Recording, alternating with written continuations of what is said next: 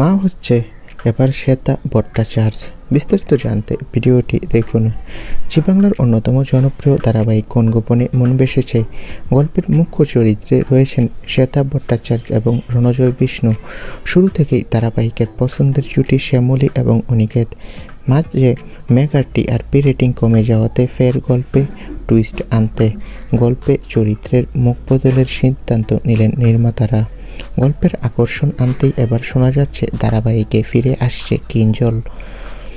আর জানা যাচ্ছে জনপ্রিয় অভিনেতা স্বরূপ থেকে কিঞ্জল চরিত্রে দেখা যাবে।